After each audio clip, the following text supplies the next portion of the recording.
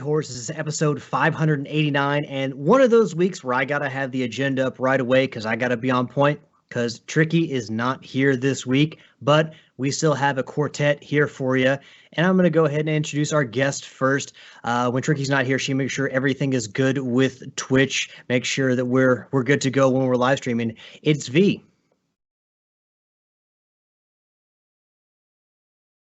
Been a bit since you've been on the show, but like I said, you've been taking care of things like behind the scenes for us. How are you? How you been, V?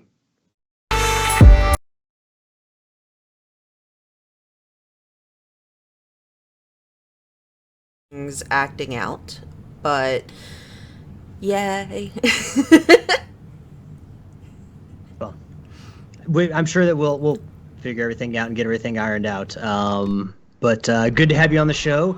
As well as your lovely husband, Maticon. That's right. I'm here too, but she's the better half here, so let's focus on her. I have a feeling that each one of you will say that same thing. So, I figured I'd introduce the guest first and then you. But it's equally good to have both of you here. And of course, he's here, been here with me for years and here almost every week. He always brings the awesome. It's I Yield to No One. My fantasy football team, yet again, smoke and mirrors. I'm going to pull out another win. Well, I hope everyone, for the sake of the fantasy gods, the football fans, that your teams are doing well this week. My team did a complete turnaround this week, and it looks like I'm going to win. I've got like 180 points, so I'm doing really well. Holy cow, you're smoking me. I got like 143. Oh, yeah. Doing pretty darn well this week, so I'm definitely happy about that. Sports ball. Yeah. It's about half and half on this show. It's been years since I played fantasy football, but I got $30 invested in it, so I figured I better put my best foot forward and try to win hundreds of bucks. I follow one team and one team only, and I just go, did they win? Did they lose? Now, okay. Which team is that? It's got to be a New York area team, correct? It's Philadelphia Eagles, and if you call them a New York area team, we're going to have issues here. No, See, you guys are up in the New York area, right? We're in the tri-state area, yes. Okay. So that's why I thought. But no, I mean, obviously, I've been watching It's Always Sunny in Philadelphia all these years, aside from playing fantasy football. So I definitely know that the Eagles are not in the New York area. Just kind of threw me for a loop there. I just figured that New York, but all right. Well, let's go ahead and move on to our updated trophy counts. Now that we got the introductions out of the way, Tricky is level 882 with a total trophy count of 28,651 and a platinum count of 788. Now, Yield, correct me if I'm wrong, and I'm assuming you did update these trophies? I did. You said that someone has more platinum trophies than Tricky. I did. And they do. So who is that gentleman? Well, this gentleman is a level 869, which is higher than Tricky. 25,504 trophies. So Tricky still has this person beat there. But he has 801 platinums. That would be Sid. Sid, and we will have Sophie's Trophies this week, so look forward to that coming up. But yeah, Sid overtakes Tricky in the platinum count. I'm sure that Tricky, now that he's conceded the bet to Rick in the annual rarity event, that he's going to focus on taking back his #1 platinum spot from Sid. But I think we're all rooting for Sid in that race. At this moment, Sid's ahead of him again. Yeah, and I math was never my strong suit, but 13 platinum trophies. I mean, Tricky could make that up in like 3 minutes if he wanted to, I guess. But Sid could also, I guess, if he's just looking for pure platinum play, he could certainly add to that in the same amount of time. So I am far beneath both of them, but I'm still doing pretty well at level 491, total trophy count of 9,268, and a platinum count of 156 in 155 games. I got a brand new platinum trophy this week, and am on the verge of getting another, thanks to our friend Maticon. Yield, sir. How about you? Currently, a level 502 with the trophy count of 9814 and holding steady with the platinum count of 176. Matt, sir. Speaking of far below where Tricky is, I am all the way down at level 218, 1269 total count, 0 plats. Did add anything this week? No, not on PlayStation. Well, and of course, like you said, when we start playing Gigabash, you're going to be playing on the PC, so not going to gain you there. But you know what? We still love you, Matt. You're still great. I need to, put in my Steam achievements here just to even some stuff out. We don't all need to be earning on the same platform. It's all you're earning achievements, you're earning trophies. It's all the same. It's all the same. It's all the same. All in-game virtual trophies or achievements or whatever. Yeah. V. I am still at my lovely level 86 with trophy counts of 281 with 0 platinums, and I am very proud to say that has not moved in about 4 years. Well, you know what? Matt's level is 218, and your level or your trophy count is 281. If you reverse some of those numbers, they're the exact same. We're doing well here. Yeah, that works pretty well for you all. All right. Well, as we do every week, we're going to catch up with everybody, not only in life, but especially in the video games, and see what everyone's been playing. Veronica, you are the honored guest. So how about you start us off with what you've been playing this week? So, I actually got into a beta for an MMORPG called Palia. It is a PvE MMO. So it's not player versus player. You don't do anything. It's literally hunting, gathering, building relationships.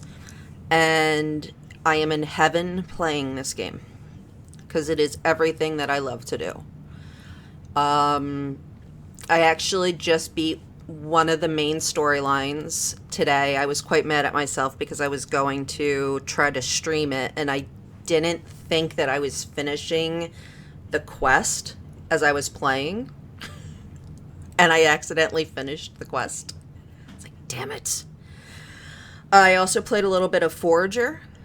Didn't know anything about the game, which was really interesting for me to do my first playthrough. If you think Don't Starve meets Palia, that's basically what you're doing.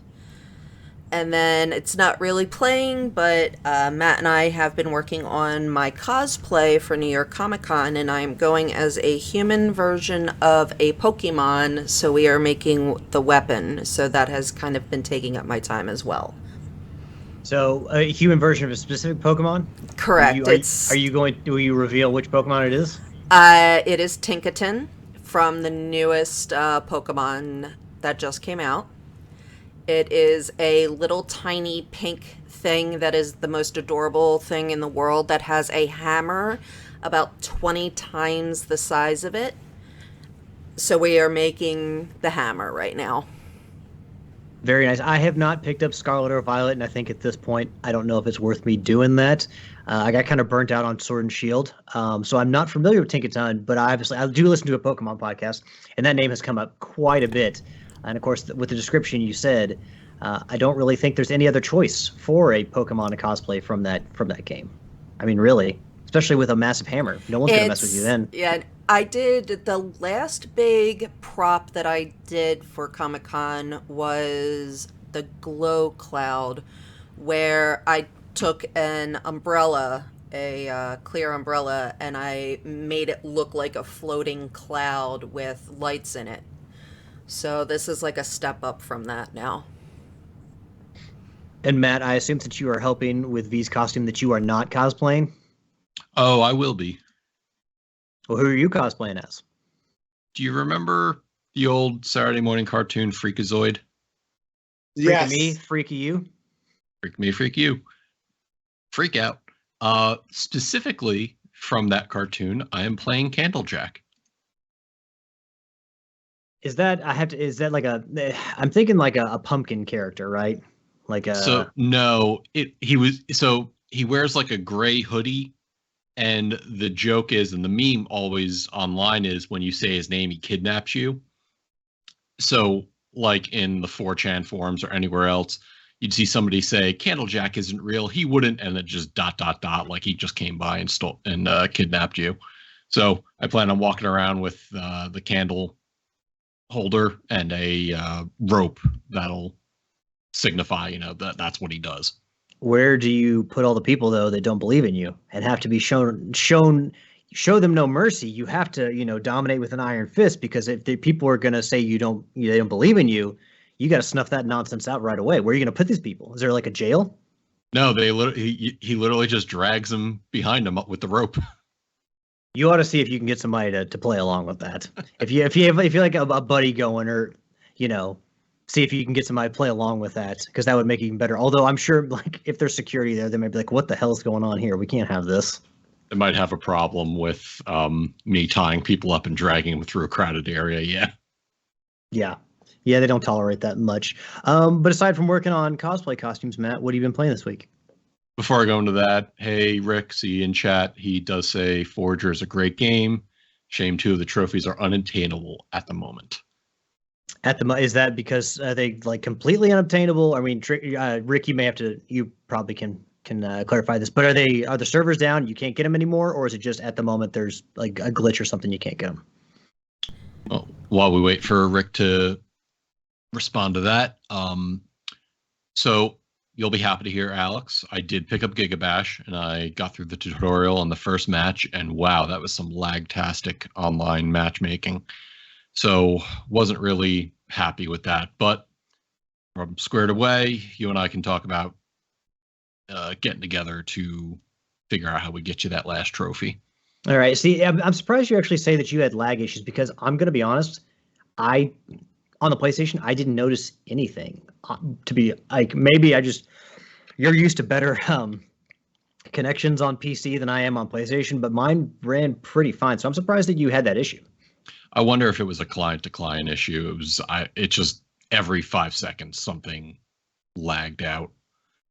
Oh, so I'm sorry that you had that experience. That's pretty disappointing. It's only one match, and we'll see what happens when we get together and get our match done to get you the trophy.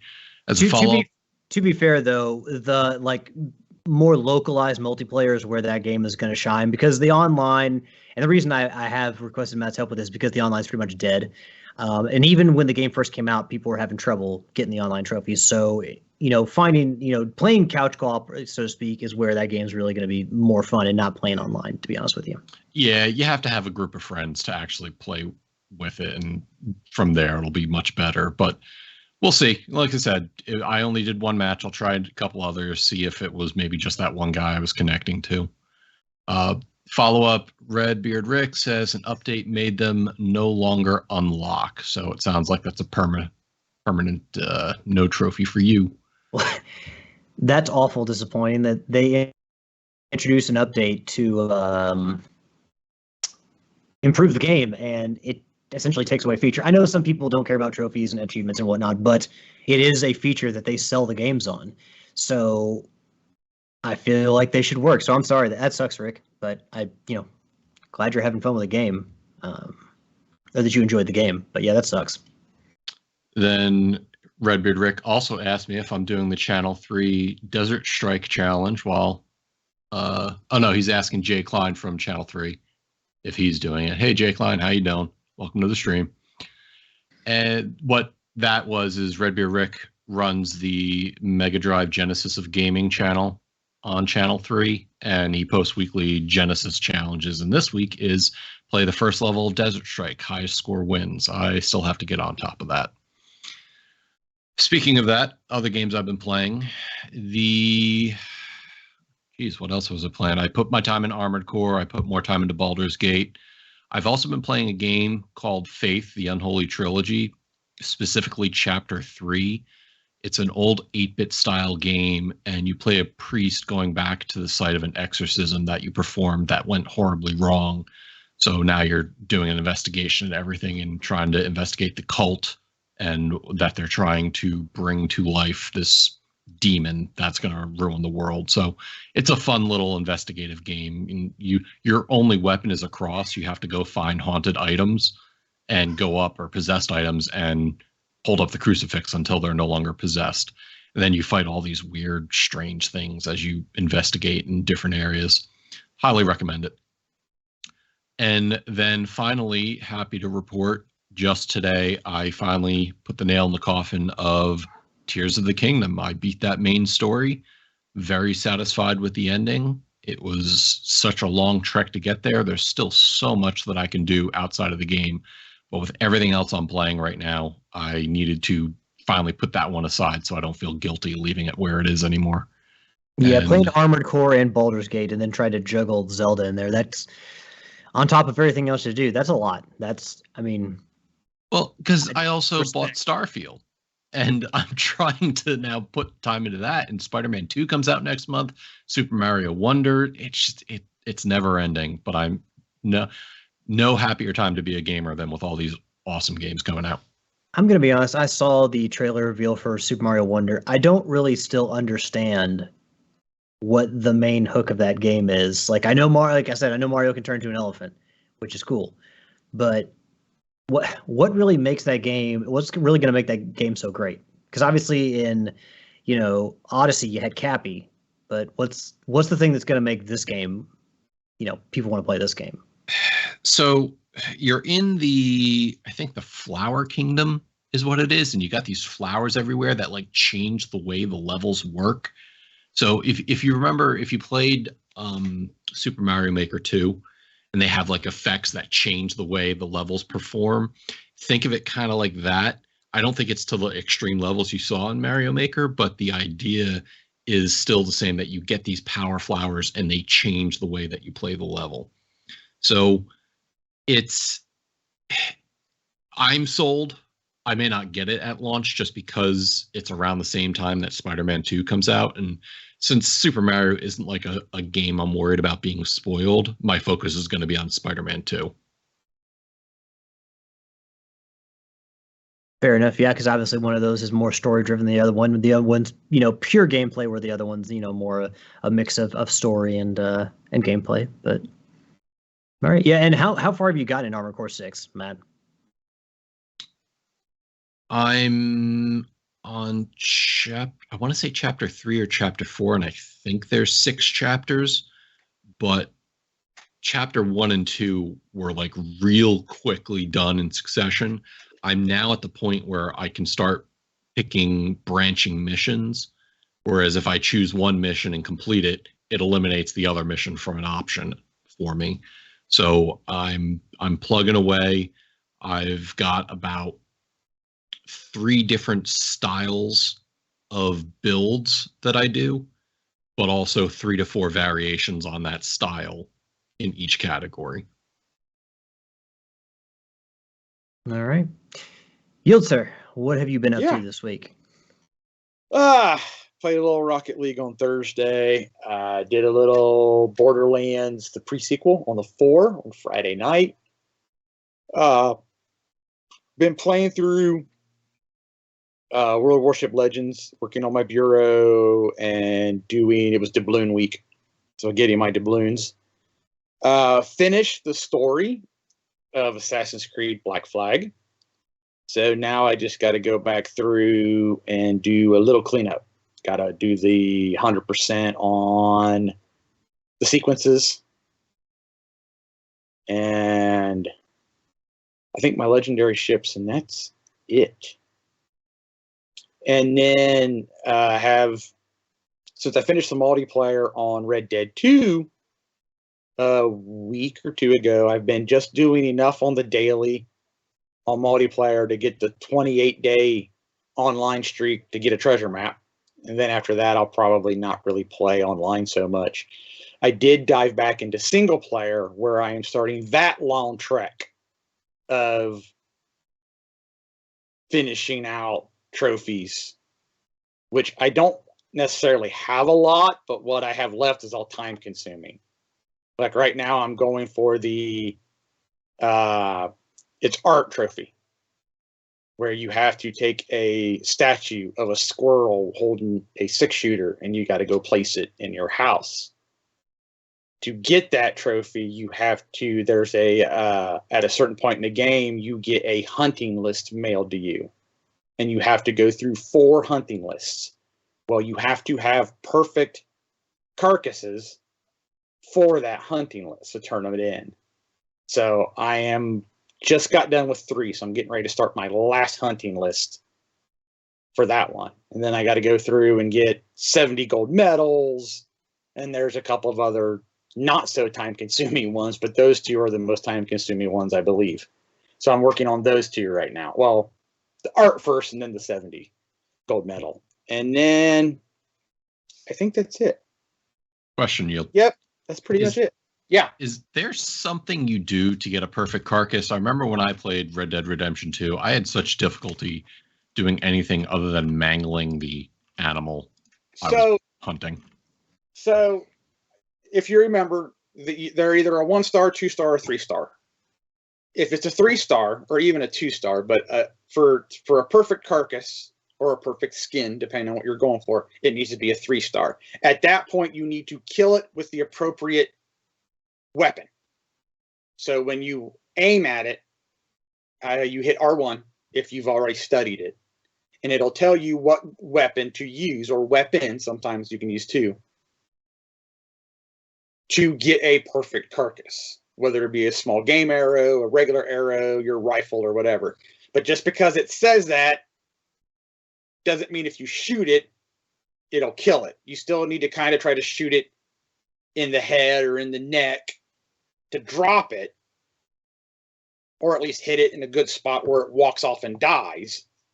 Because I've shot ones in the back before as they were running away from me, and it went from a perfect carcass to a 1-star. So. Okay, so you're saying my strategy of walking up and blasting into the face with a shotgun was not the right step. Well, I mean, it kills it, but you don't keep the quality of your pelt. No. I would hope that my significant other would have known that. Unfortunately, I guess I was wrong. I just thought you had to kill him. Well, I mean, if you shoot it in the head, right, it should still count. Just saying. Apparently, but that's all I've been playing. I finally finished a game after, I think it's been a couple of months since I actually finally finished a game. And it's been a couple of months since I've platinumed a game, but it's still going to be a bit because, like I said, the games that I'm in, they're kind of time consuming right now. Well, hey, you know what, Yield? I've gotten 22 platinums this year, and there's still 20 platinums in between us. So that just shows you how far I had to climb to get anywhere near you in the platinum count. But I still have 20 more to go if I ever want to catch you. So. Oh, you'll probably catch me. Well, I don't know. Once you get through all these games, you could always step into smaller games or play something else. So who knows what the future holds for us. That is true. But I mean, maybe in your future, you did show some interest in a game that I've been playing in the last couple of weeks, which was the South Park Stick of Truth, which I got the platinum trophy in. Yeah, really enjoyed the game. Enjoyed it so much that I started playing the Fractured Butthole right after that. So I've been going through the second South Park game, and it's crazy to me that the first game came out in 2014, 9 years ago, and then this game came out 6 years ago, because it was 3 years after that. So yeah, these games are like these are the Ubisoft games that I'm interested in. The games that are like going on 10 years old, 7 years old, like not a great sign for Ubisoft, but yeah, I've been enjoying the South Park games. If you like South Park and the South Park style of humor, you will most likely like these games. Like I said, you don't have there's not a prerequisite that you have to be a fan of turn-based gameplay, or turn-based combat to like these games. I'm not a huge fan of it, but I still have been enjoying it. They did change the combat up in this game quite a bit. It's no longer just, pick an attack or something and then do damage. It's, everything works in a grid, kind of like a board game, and you have to move your characters around to be able to, certain attacks, they attack, a certain amount of tiles in front of you or behind you or up and down. So it's kind of like a game of chess in a way that you are moving your characters around the battlefield, and you're, using attacks and trying to avoid attacks based on where you are in relation to your enemies. So they changed the combat, not necessarily because the combat I did enjoy it in the first game, but this makes it a little bit more strategy based, and so I like it as well. So nothing wrong with it there. They did add a little bit more depth, more detail to the world of South Park. So like I said before, I still like going through, kind of like exploring South Park. You see it on TV for so many years, and like I just like exploring the city itself. Because there's like a lot of free roaming that you do, scavenging for stuff and for resources, finding collectibles, stuff like that. And they just added more detail to the world of South Park. They kind of fleshed it out more in this game, which I do like. Again, it's a fun game. If you like South Park, you'll most likely like this game. It's cool because Ubisoft, there's all different kind of costumes you can put on, and because it's a Ubisoft game, you can dress up as an assassin from Assassin's Creed as a South Park character, which is pretty cool. But again, not for the easily offended, because one of the first, one of the fights I had early on in the game was there were two priests who were trying to make love to me. I'm a fourth grader in South Park. So yeah, there are bits of South Park. There's a lap dance mini game that you and one of your friends have to do on these two drunk Johns who go up in a strip club. The Peppermint Hippopotamus, or is it the Peppermint Hippopotamus? Yep. I can't remember the exact name, but so if you're easily offended, not a game for you. But if you've watched South Park for years, you played the Stick of Truth, this is going to be, and you enjoyed it, you can get past the humor, or you enjoy the humor, that's going to be right up your alley. So most important question, what superhero class did you pick? So initially I picked the Blaster, because you do get to pick you get to be a dual class, or at least I think you can be more than that. But right now I've gotten the option to be a dual class. So I picked Blaster and then Cyborg were my classes in Fractured Butthole. I'm assuming that's the game you're talking about and not Stick of Truth. Correct. Yeah. No, Stick of Truth I've played through in 3 of the 4 classes, I think, ultimately. These games are perfect for multiple playthroughs. Yes. And I will say that one of the things that I did not like about Stick of Truth, and it's kind of watching Ashley play Sea of Stars, which she has enjoyed, but some of the boss fights, it's one of the tropes about RPGs that I hate to the core. It's the, oh, this boss gets down to a certain health. Oh, here come all these minions. And then it's just like, oh, you killed the minions. Oh, you're fighting the boss. Oh, boss is down another interval. Here come more minions. Or like the boss has massive hands and you take the hands out. And then eventually the hands come back after a certain amount of turns. You got to take the hands out again to attack the main part of the boss. I hate that. The final boss fight for South Park Stick of Truth took a while. I get it's the final boss fight, but just having to continue to beat this character again and again, I just hate that about RPGs. I know some people love that. I can't stand that. Just having to do that, like, it seems to me like faux difficulty. Like you're trying to make it difficult, but it shouldn't, I don't know. Matt, you or Veronica, you all are probably more want to play RPGs than Yield. Does that make sense? That like, that's just like these constant refurbishments of the boss, and you just have to keep mowing it down again and again. I'll let V go first. She's the JRPG fan. Here's the thing. It's the main trope of an RPG, where you get the boss, and then the boss basically goes, nope, and I form. And it's something that has become it's just expected. And I think it's funny because one of our friends, we were talking about it, they had gone through an off battle, like the main boss battle for a game. And when they finished that first level, their significant other was like, that's it? Like that? And our friend was just like, oh no, honey, that's not how RPGs go. And that's, I think, just something that is more,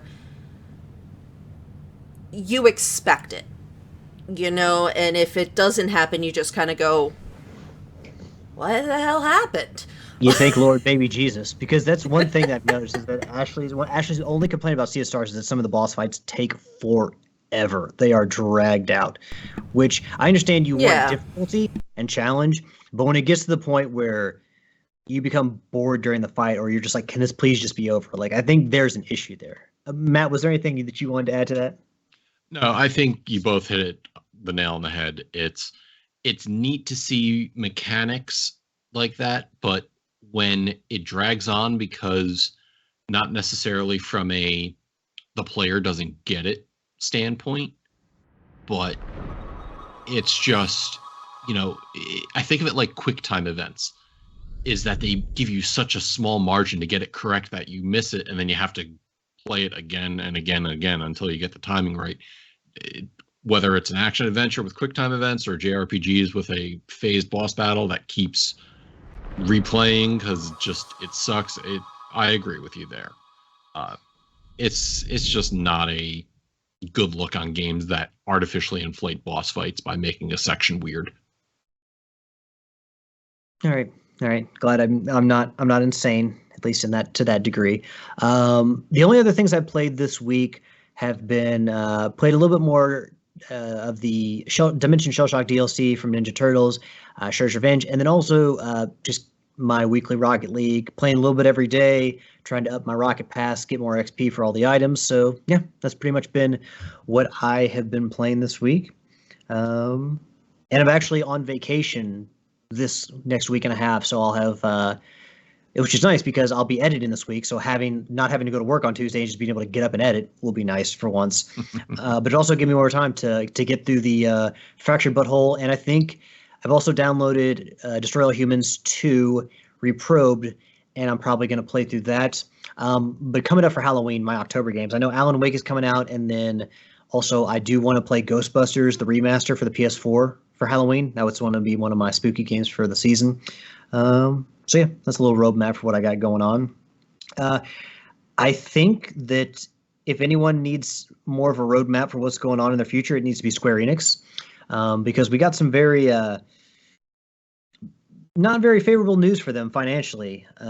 This comes from IGN.com, is written by Wesley Yin-Poole. Thank you again, Matt, for all the little notes you did, sir. Headline reads, Square Enix loses nearly $2 billion in value since Final Fantasy XVI. From the article, a new report has cast doubt on the ability of Square Enix to recover after losing nearly $2 billion in value since Final Fantasy XVI launched in June. Shares in the company dropped 30% since June 22nd. The PS5 exclusive sold 3 million copies during its launch week, and in June, Square told IGN sales were extremely strong. However, a source close to IGN reported sales have slowed considerably. In another report, sources advised Bloomberg that Final Fantasy sales did not make up the poor performing previous flops, such as Marvel's Avengers and Forspoken. Forspoken, obviously, a PlayStation 5 exclusive as well. Finally, a source informed IGN that Square Enix CEO Takashi Kiryu may be calling for a rebuild of the development practices for current projects, because obviously Square shuttered the studio. Was it Luminous? Was that the name of the studio that did Forspoken and brought all those people back into Square after spinning them off in the first place to do Forspoken and new projects?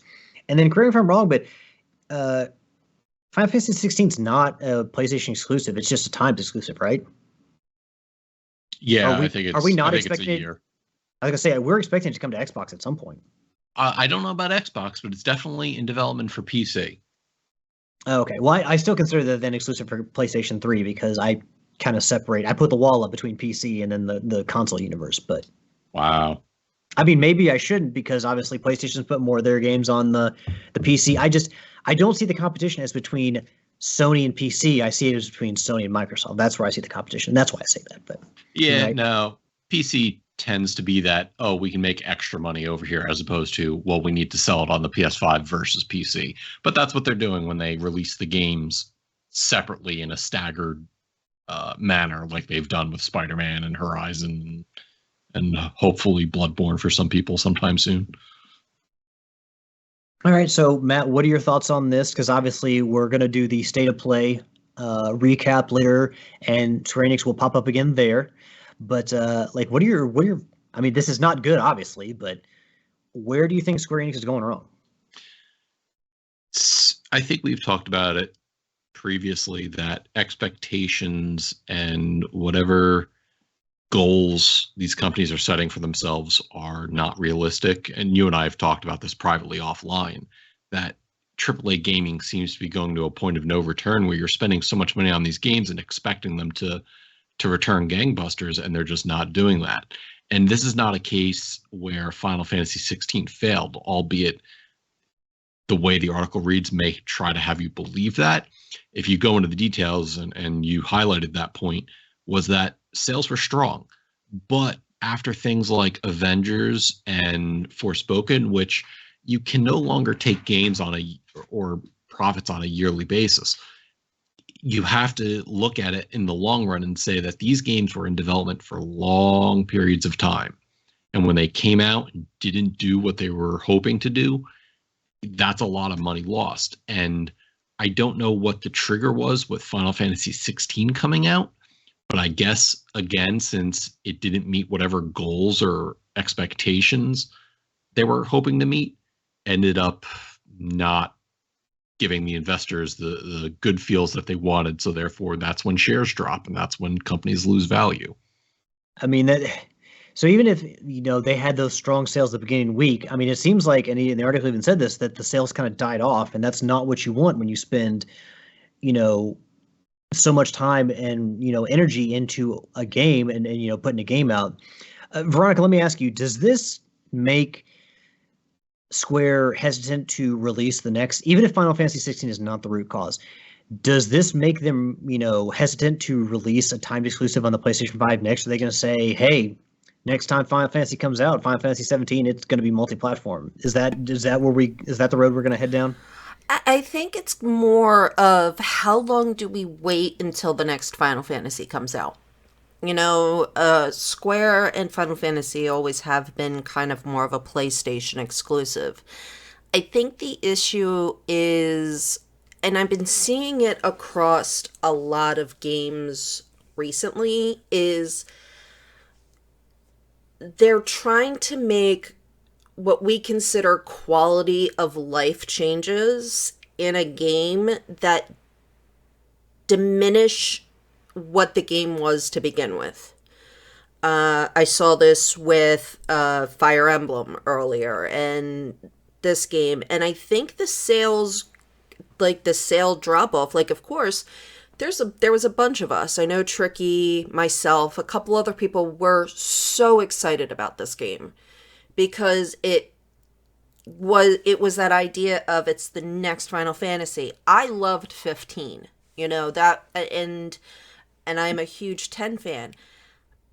But I started to play this game and I was just like, you dumbed down this game so badly that I do not want to continue to play it. And I think that was the everything going forward. Like every person that I've seen a review on this was the same thing, is you've dumbed this down. This is the dumbest thing that you could have done.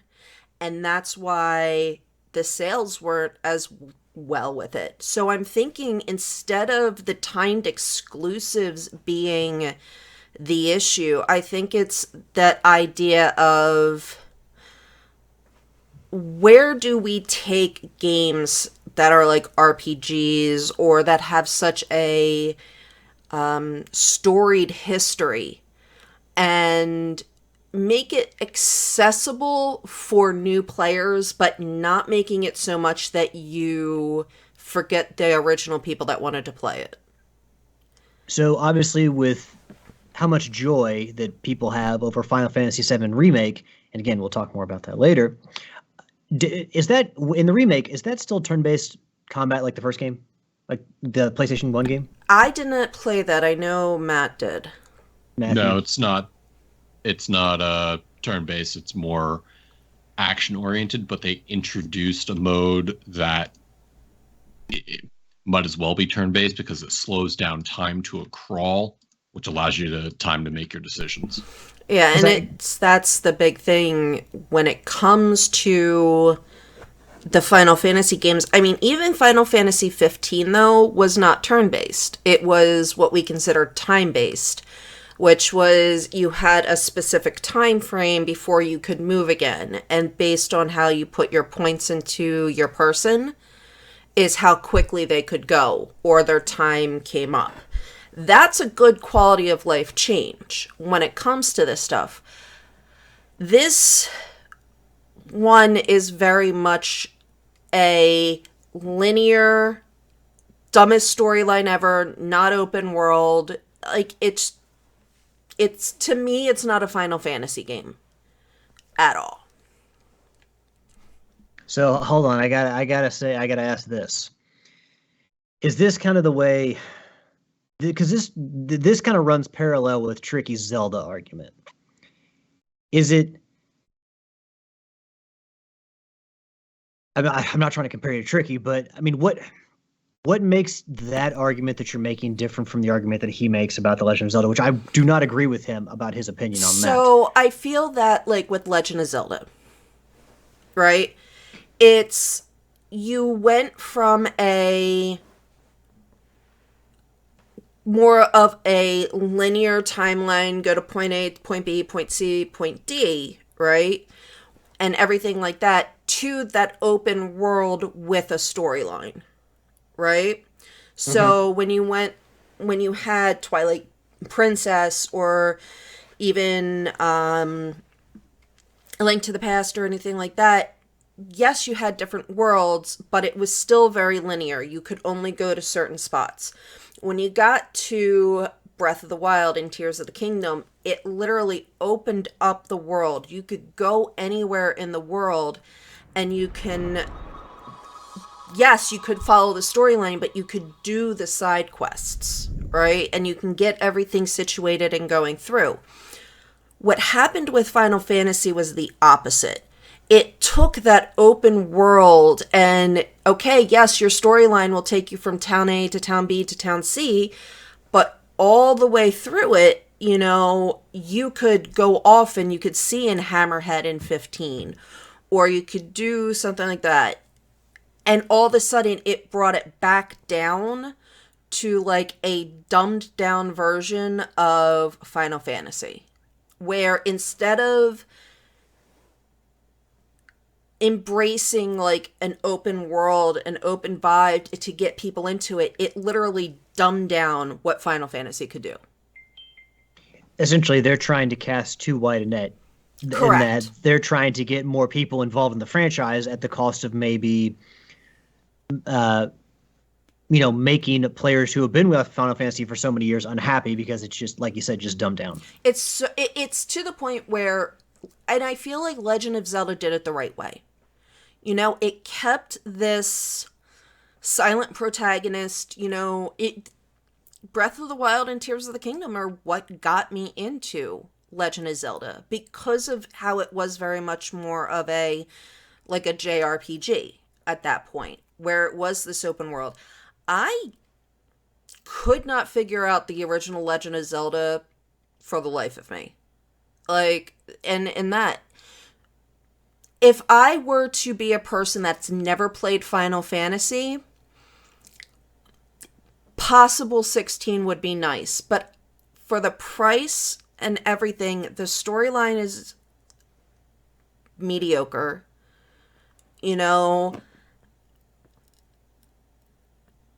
I feel like the quality of life changes that they made in Final Fantasy 16 did more damage to it then making it better and more accessible. I think that's a fair argument. I think that's reasonable. If I could just catch up on chat, because there are some comments going Yes, sir. on about this. One thing Rick said was, Alex, if you like Stick of Truth, try Banner Saga, I think. Yeah, try Banner Saga. Okay, Banner Saga, got it. Dan Tucker come in. First time chatter, Zemnis13 says they personally enjoyed Stick of Truth more so than Fractured because they really like the turn-based combat. Feels more like an RPG-esque than Fractured, but whole. I just feel Fractured tried to improve on the system that was already good. The top-down battle system of Fractured just wasn't his cup of tea. Rick agrees. Tricky says he can be a viewer like Rick because, that pushes up the numbers. Thanks, Tricky. Tricky did a good thing, and he's actually gifting out a bunch of subs to people. So they, good on you, Tricky. Appreciate that. Zemnis also says, speaking of dragged on fights, Final Fantasy X with Sin is like his second fight of the game, literally being untargetable by members of your party who don't have a ranged weapon. I know. I remember that, Zemnis. Yes, definitely. I will agree with Chat on the fact that they didn't need to change the combat system for Fractured But Whole. I'm fine with it, but again, like the combat system was perfectly fine, so I don't know why they went ahead and tried to change it. But Rick goes on to say about the beautiful art style of Banner Saga. Tricky comes in. He thinks timed exclusivity is done by devs at least to ensure a payday in case sales aren't there. Gives them an instant payday instead of gamble. I'm not sure how that works out. I definitely don't think that Final Fantasy and Square really need to worry about guaranteed sales. But Jay Klein says Final Fantasy 16 is all right, not having as much fun as he did with 15. I enjoyed 15 a lot, JK. V and I actually played that in tandem. We'd hand off the controller between fights and story beats. Redbeard Rick says there has not been a Final Fantasy game for him since 10. Fair point. And finally, Jay Klein says, with Zelda, it feels like they made the new ones kind of how we saw the NES versions in our 8-year-old heads.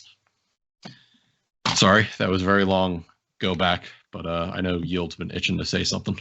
No, you're good. I want Yield. I want your comments on the chat that we were all part of and on Facebook with Matt. So, do you think that we have gotten out of control budgets on video games? Do we need to reel this in? Would you be happy if maybe Sony, sure, they continued on with God of War or something like that, and you kept getting the big budgets there, and whatever they want to do with Horizon, but honestly, Uncharted may very well be done at this point. Last of Us, they've openly said they don't know if they're going to continue on with that. So do we need to start seeing, so these like Naughty Dog can go in other directions. So do you think that we need to see these companies start reining in their budgets? And would you be okay with games that didn't cost $200 million to make? Well, I almost feel for the good of the industry, yes.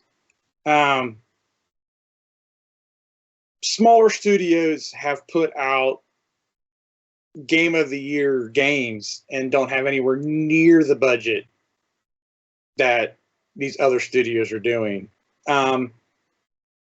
Everything doesn't have to look pretty and crisp. I mean, it helps your game, but it doesn't have to have a good game. I mean, it's sad, and it's becoming the norm when you don't give a game, a year and you're bailing on it and moving on because it didn't do what you thought it was going to do. For context, this was what Matt was at Wild Hearts. Was that the name of the game from EA? That they were basically kind of giving up on. They're done with it. Yeah. They're no more updates. They're done.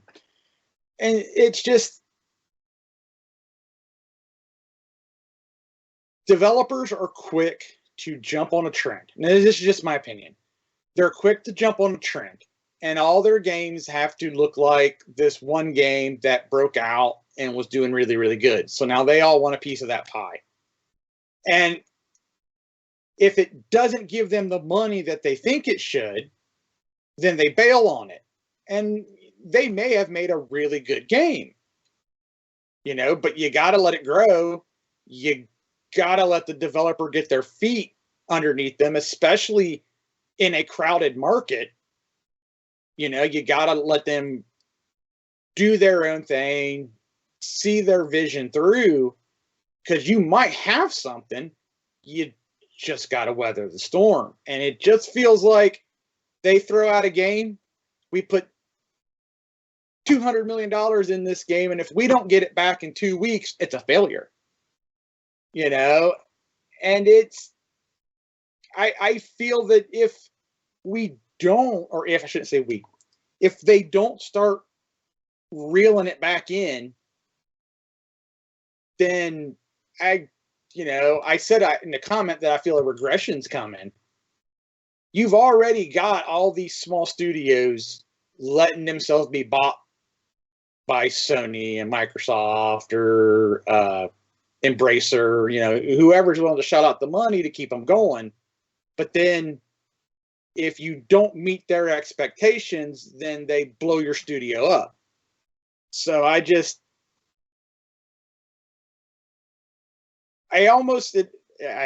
probably a bad analogy. I almost say that we got too big too fast is almost what it's starting to feel like.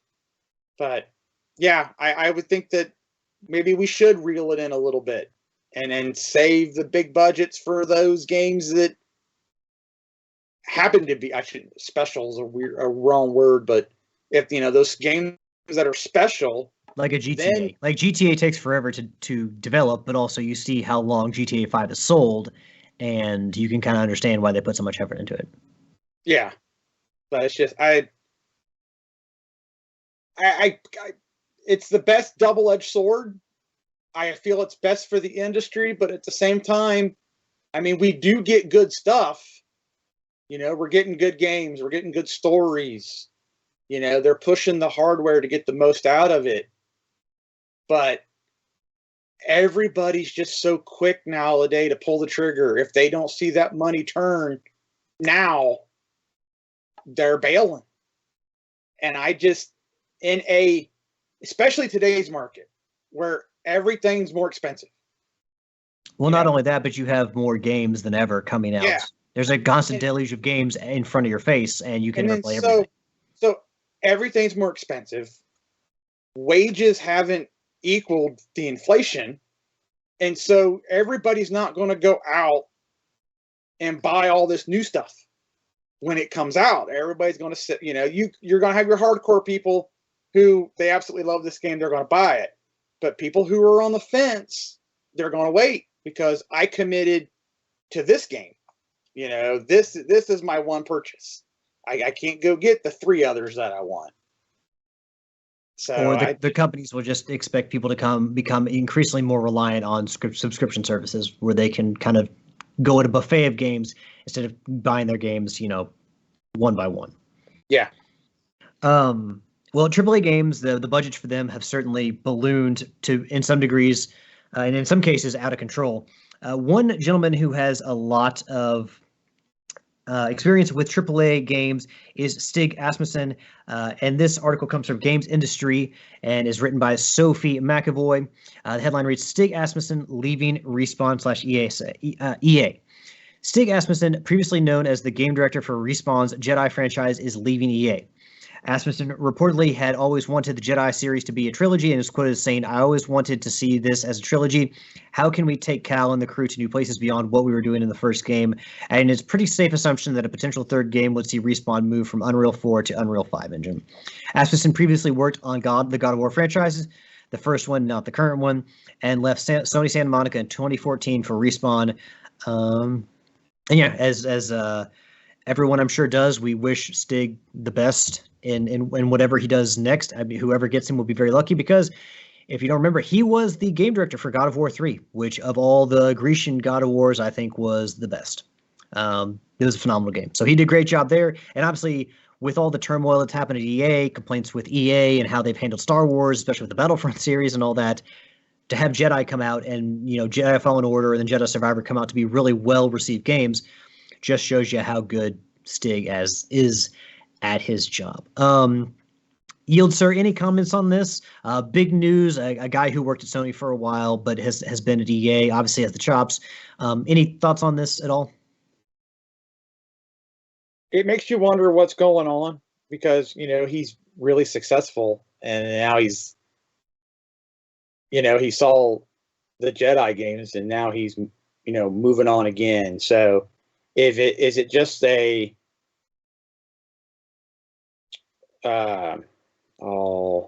words are leaving me tonight. Is it kind of like a creation thing, so to speak, where okay, I've created this, I don't think I can do any more here. It's time for me to go somewhere else where I can grow, or yeah, I mean, you make a good point. Because when this is something you start and you want to see as a trilogy, it's kind of your baby and you want to see it through to the end. But you bring up the question, is it maybe something more personal to him to where he needs to move on? Or is it something within EA that he's like, you know what, this is not the place for me anymore and I need to hightail it out of here? I feel like that's the point you were getting at right there. Yeah. Yeah. Matt, sir, any thoughts on the great Stig leaving EA and Respawn and looking for, to do something else? Or who knows, maybe he's like, screw it, I'm going to retire and just enjoy the rest of my life.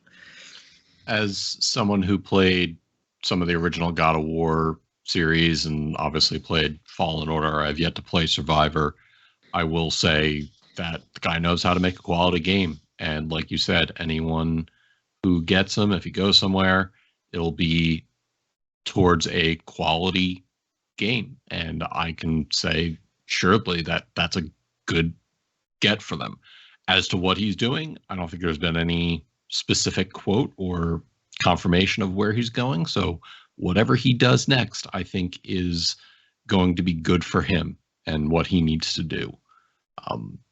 With that said, see T Diddy in the chat calling back about the idea for cost of games going up. He says running the race and waiting for discounts. T Diddy, like our good friend Will said, if you really cared, just support the company. Put your wallet where your mouth is. And then Will gave me a lot of slack for saying that the price of PS Plus was going up too much and told me to just suck it up and pay for it. You know what? Hey, I will pay for services. I'm fine paying $70 for games, but for me, the reason I'm so upset is because I don't feel like what I'm getting on PlayStation Plus is equal to the cost of that rise. That's what I'm saying. If I wouldn't have a problem with the price increase, if I felt I was getting the value out of it. If we didn't just get a month of sub-mediocre games. Yeah. And I'm sure that Tricky is, when he gets a chance, he'll be in the chat telling people, yelling at people to support. If you like developers, support them at full price. I mean, I get his point, but again, I will be careful trading that ground because I do not make money for everyone. I am not in charge of everyone's finances, so I will let people make those decisions that are best for them. Veronica, I'll give you the last word on this. Any thoughts on this news? We actually have Skeleton Jack in chat while V had to step away real quick. Those of you on the live stream, it's actually very entertaining. Skeleton Jack is in place of where my wife was. Wait, but your wife believes in Skeleton Jack, right? Did Skeleton Jack take your wife? Well, no, that's Candle Jack. This is somebody different. Oh, there's too many Jacks. What you were going for. There's too many Jacks. I was legitimately concerned for the safety of your wife for a moment. What we are going for is, in response to Stig, T Diddy does say it's called an artist needs to go create. He needs to go somewhere where he can use his creative skills. So maybe that's a good thought process. Maybe he's like, yeah, I need to go spread my wings. And then Jay Klein adds back in that he doesn't feel the PS Plus is currently worth it either. Yeah. Yep. And I'll wrap up on this topic with Stig by just saying the guy had a monumental task to do when he had to wrap up the God of War, like with the Athenian gods, the gods from Mount Olympus in God of War 3. There was a lot of ground that had to be tread there. You had to add a lot to that game and go through a lot of boss battles. And the man put it all together beautifully with the help of Sony Santa Monica. But he did a great job leading that game. So the guy hit it out of the park with a big task in front of him. So, like we said, all the best to Stig in his future. Hopefully he ends back up at Sony because I'm sure he could do good work at Sony if that's where he wants to be. Now we go from something more celebratory and us wishing Stig well to something that's caused a lot more controversy, which is Unity. And Matt, I'm sure that you will be able to clarify a lot more of this than I can. But this comes from Axios, written by Stephen Totillo, which is a name I am Haven't seen that name in a while, but hey, there he is. Headline reads, Unity rushes to clarify price increase plan as game developers fume. In a recent update, the tech company who developed the Unity engine told their clienteles a new install-based fee system would begin in 2024. This would affect developers by charging them a 20 cents fee per install once their game hits the threshold of over 200,000 installs. Developers could opt out to pay $2,000 fee per year to Unity to have higher thresholds and lower fees. However, many developers posted on X, formerly Twitter, at their outrage. Developers include Inner Sloth, maker of Among Us, and Massive Monster, Cult of the Lamb developers.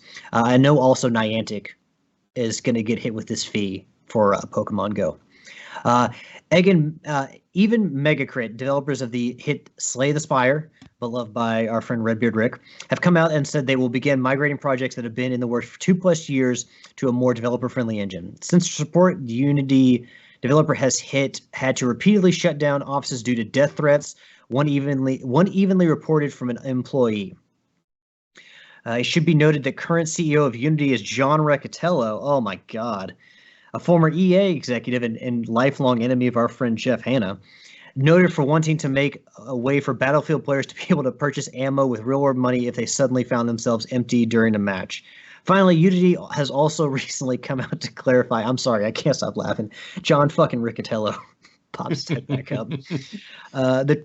Finally, Unity has also recently come out to clarify, or is that change, that the charge would only be for first-time installs and the developers would not be on the hook for services like Game Pass and PS Plus, instead indicating Microsoft and Sony would pay for those installs.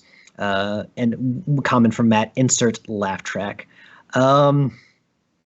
Well, everything's more clear now that I know that the former head of EA, John Riccitiello, what was his quote to Jeff, or the game Jeff was working on? We only support or market the good games, or whatever all right, this makes more sense now. Matt, what are your thoughts on this? Because this really definitely seems to be a massive amount of damage to Unity, especially if people are like Megacrit are migrating their projects away from Unity. All right, so I tried desperately to truncate all of the things that have come out in literally the last 3 days, because that's how short this news article is. It's been breaking over like the last 3 or 4 days. So essentially, Unity comes out with this new pay per install because they say it helps support like the technology behind it is runtime, whatever. So whether it's that they've changed their stance or didn't make it clear at the beginning, developers got the idea that they were going to now have to pay Unity 20 cents per install for every install. So if I downloaded and installed the game, deleted it, downloaded and installed it again and again and again, that they'd have to pay for each and every install. Unity has now come out and said, no, it's only for that first install. Whether, again, if that's a change or them realizing the shitstorm they got themselves into and said, oh, we got to make this right. It isn't a good look for a company to start charging for something that you give the person as a tool to do their job. But also don't people license to use Unity? They have to pay to use it, right? Exactly. So there's that on top of it. I mean, imagine you, and this gets to the point later, imagine you installing Windows and you paid for Windows, but then if you wanted to install a program or use a Windows software, every time you did it, Microsoft says, hey, you owe us 5 cents every time you do that. It's greedy. It's pulling a little bit too much at, especially developers like when they made Among Us. Among Us originally was, you could download it as a free to play, or you could pay them $5 to install it or to support them, and you get that ad free. So then what happens is you get all these people downloading this free game, maybe never even playing it, just saying, I'll download that for later. And now the developer has to pay for each of those. And then for Unity to come around and go, well, no, the service programs, Game Pass and PS Plus, Microsoft and Sony will pay for that. I'm sure Microsoft and Sony's turning around going, I'm sorry, you said what now? And I could almost guarantee, I could hear in the background, some like Microsoft's lawyers are probably going cha-ching, because they're going to turn around and go, hey, you know that .NET framework you guys use to make your engine? How about we charge you $1 each time? So yeah, we'll give you 20 cents on the dollar for each of these, and you give us $1 every time you install something with .NET framework. It's the fact that the second you caught the CEO's name, you knew exactly what this was all about. It's ridiculousness that especially some small time developers are going to get hit with fees that could potentially make their game unsuccessful. We were just talking about these big name games not being successful financially, and now you're going to get some smaller time vendors and Megacrit going, yeah, we've been working on a project for 2+ years and we're going to move away to a more developer friendly engine. That's a huge hit, because you know how big Slay the Spire is. It's everywhere.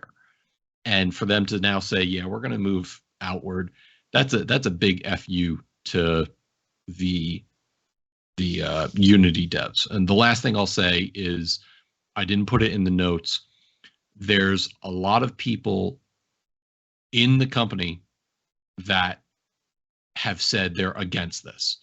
And you've been seeing, there's actually been resignations, people quitting, the aforementioned alleged employee calling in a bomb threat or a death threat to the company to shut down the office.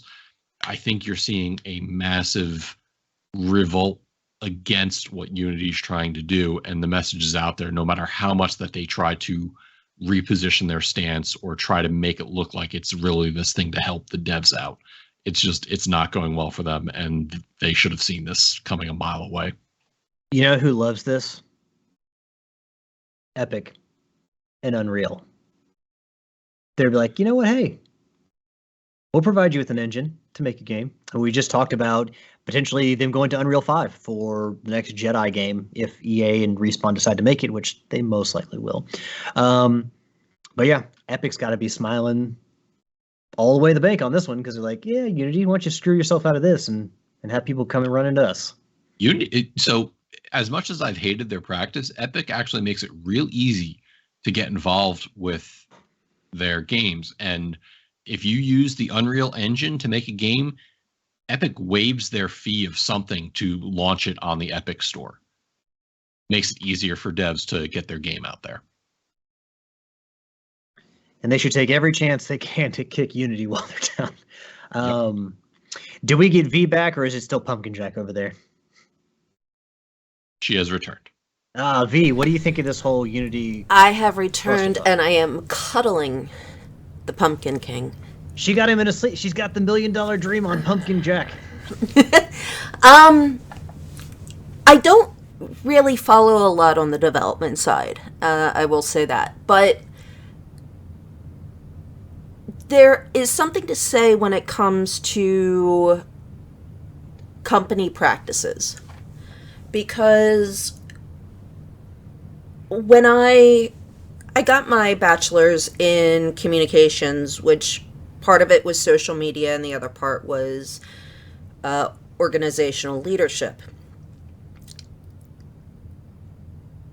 One of the very first things that we learned when it came to company leadership, any kind of marketing or anything like that, is don't burn bridges that you don't know that you have. And never put another company's name in your mouth that you can't back up. And I feel like that's what Unity's been doing recently, especially like listening to the podcasts or just listening to Matt talk with his friends and all, is that it seems nowadays people are putting their foot in their mouth and then they don't know, or like just talking out their ass, and then when they try to put their foot in their mouth, they're just like, everybody's just like, no, we're done. You know, they're forgetting that this is a new day and age where you've got a lot of old school people who are like, oh, well, we can backtrack on what we said. And with how much information and technology and communication has changed over the past 20 years, you don't put that kind of information in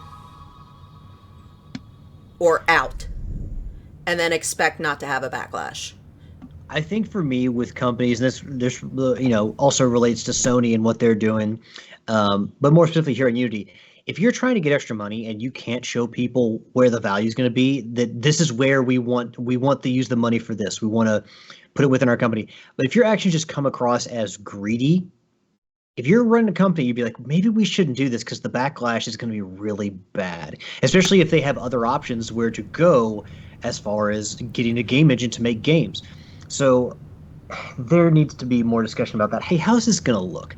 And can we actually show people why this extra increase in cost, or why this cost in general, or this fee, is necessary for a company? Right. And it comes down to that fact that there's no one company, like you said, there's other places that these people can go for publishing or producing their games, right?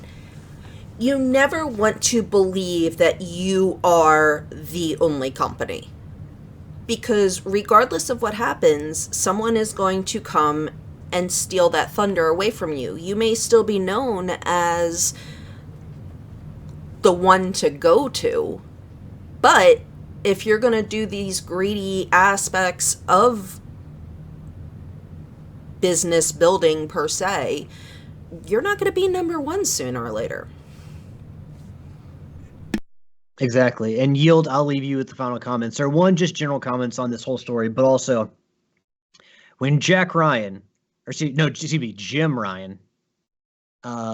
head of PlayStation, when he heard that Unity was saying that Sony would take care of this fee, that they would eat the cost, what's the first thing you think he said? We know how much he loves money. What's the first thing you think he said to the person nearest to him? They're out of their mind. Jim Ryan gonna have to choke a bitch? Yeah, I mean, I was kind of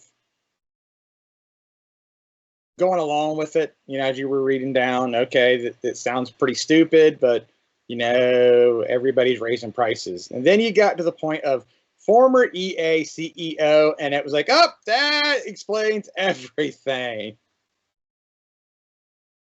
Yeah, you can have our development kit for $20, and then we'll give you the key to unlock it for another $20. So yeah, that's all you had to say. Former EA CEO explains everything. It's like the point in the movie where there's the reveal and they explain why everything happened the way it did, and we just got that reveal of John Riccitiello. Well, bless his heart, and I hope John Riccitiello and Unity see the way, because the current path they're on is not the correct path to be on, and I'm sure everyone involved will let them know that. Hey, y'all. Before we get to our topic of the week, which is the recap of the State of Play, which took place on Thursday, September 14th, like I promised before, and I make good on my word, we have a Sophie's Trophies from our good friend Sid. So right now, we are going to throw it across the pond to our main man, Sid. Sir, take it away. And we're back. Thank you very much, Sid. Always good to hear from you, my friend. I do have to ask, V, did we do I believe we did do a community questions post, didn't we? We did, and we had some interesting requests this time, I will say. Oh, good. And we also had a wonderful bash on Tricky, since he's not on the show today, question of, since he doesn't understand what a discount is, do you like pizza, tacos, wings, or hoagies better? All right. You just want to? Well, I guess we'll do all of our responses, and then we'll read from the chat. Really, for me, it's between wings and tacos, and it really depends on how I feel. If I want a margarita, I obviously goes really well with tacos, and I probably eat tacos more often than wings, but I do love wings, so The other day I said I was feeling wings. I haven't had wings since then, so I'm still feeling the wings, and I had a taco bowl for dinner. So yeah, we'll go with wings.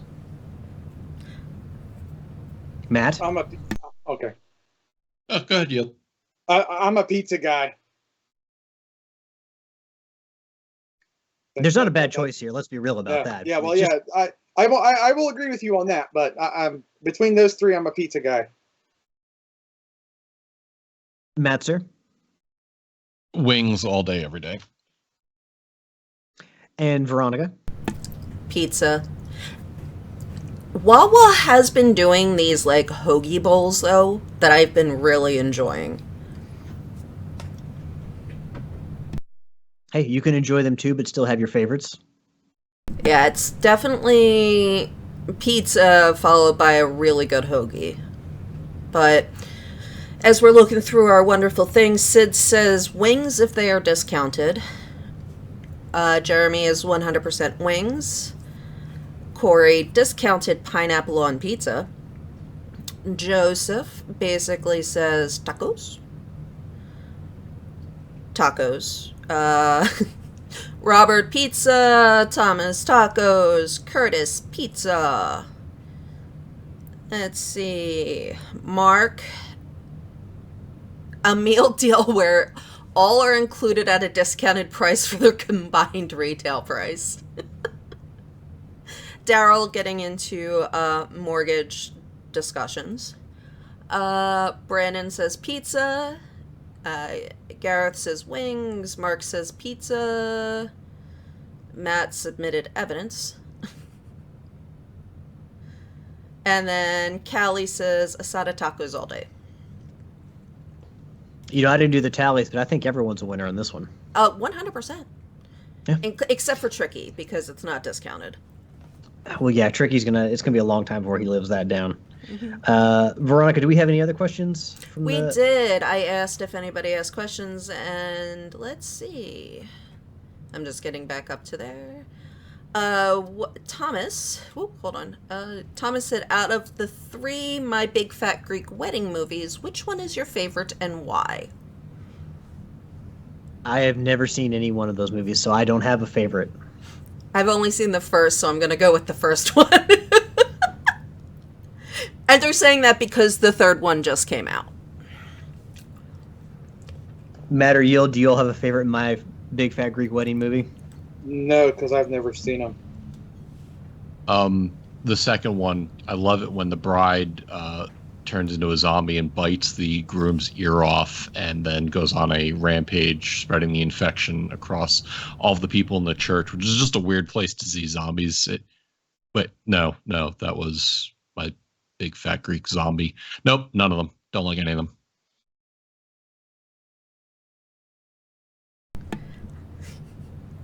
So, Thomas also asked, what is your favorite music video of all times? From an art perspective, Perfect Drug by 9 Inch Nails. Sid does say Thriller by Michael Jackson for him. I don't know if I have a favorite music video. I mean, if you go from an art perspective, I like Jamiroquai's Virtual Insanity. Oh, that one is good. But as for like a favorite music video, I don't know. It always changes. Matt, sir, you got one that comes to mind? Well, before I go, Rick says I Ejaculate Fire by Death Clock, which I will always support anything by Death Clock. Tricky says November Rain. And going back, Tricky says to ask Alex what's a hoagie. Rick says he forgot to answer pizza 100%. And a new chatter, FLRG, says Wawa has some good food. I agree. As for what video, the first one that comes to mind for me is Metallica's I Disappear, because I remember it was there when they started doing that MTV Making the Video, and it was like one of the first ones that they did, and it was the first single to come from Metallica in a long while. but it's basically each member of the band goes through like this weird action adventure scene, and it kind of they play on the top of like a plateau in the middle of the desert while a helicopter films. So it was a really neat video and meaningful at the time for me. FLRG says Take on Me hands down, or Video Killed the Radio Star. I can go with Take on Me. I agree there. Yeah, I can go with that. Yeah, that's good. Did Tricky ask me what a hoagie is? He said, ask Alex what's a hoagie. It's a sandwich. I assume that's because he's from New York and we call things subs up here. But I personally don't care about that fight. Well, they're also called hero sandwiches, right? As well. There are subs and hoagies. Hoagies are more of a, I guess, like a solid piece of meat, so if you got like an 8-inch piece of bread, the hoagie is pretty much 8 inches long, where subs are more slices of meat. It also depends on who you buy it from. Black Chaos says it's the New York Nats. I got nothing. Yeah, I do believe I still need to answer this music video question. Yep. Previously, for a while, it was Orgies, Fiction, Dreams, and Digital. I love that song and I love that music video. But I have to say that was dethroned in 2011 when I saw of Monsters and Men and their song Little Talks. Great music video. Love it. So, V, we got anything else? Sorry about that. I muted myself. Tom asked if there is any Mario game that could not have existed. Which one would it be and why? In other words, which Mario game are we eliminating? I mean, I kind of want to say 2. But also, there's been a number of like games for the DS. Are we including Mario parties, or are we talking about like just mainline Mario games? Or am I thinking about this too much? We'll just do mainline Mario games. I want to say just one of the. Was there one for the Wii U? A Mario game for the Wii U? Whichever Mario game they had for the Wii U. Well, yeah, I mean they had New Super Mario Brothers U. Yeah, that one then. I'm fine without that one. Matt? Redbeard Rick says get rid of Mario is missing. Tricky Mix says any of the Mario sports games. FLRG says N64 Mario Party. I am going to go with Mario 64 because that game controls like ass and could have used more time in the oven and hopefully given us better quality. That's a bold choice there, Maticon, but you got big brass balls, and I salute you for that. Yield, sir.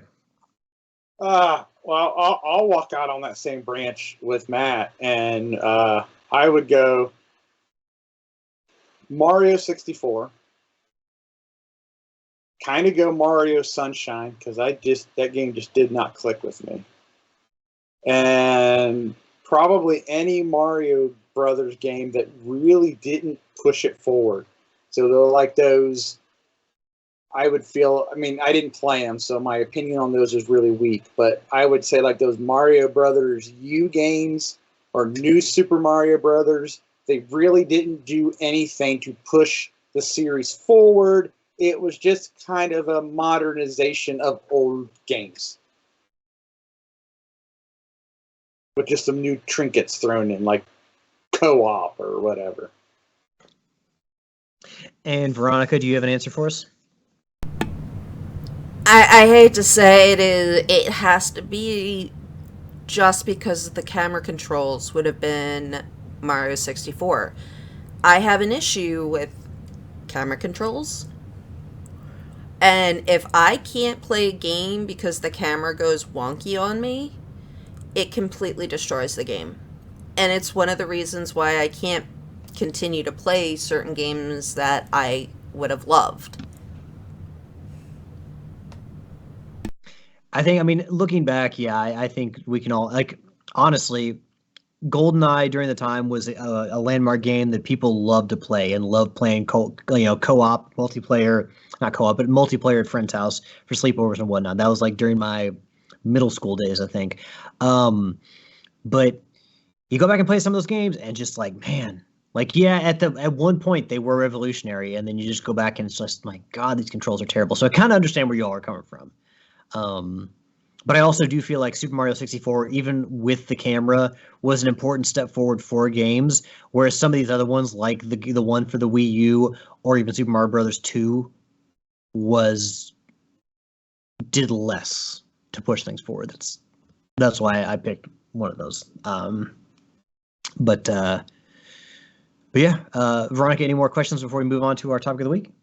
And there's one last one that Tricky had put in is, what is your opinion on the upcoming BR Off the Grid? It's a BR with 150 people with a 60-hour campaign built in.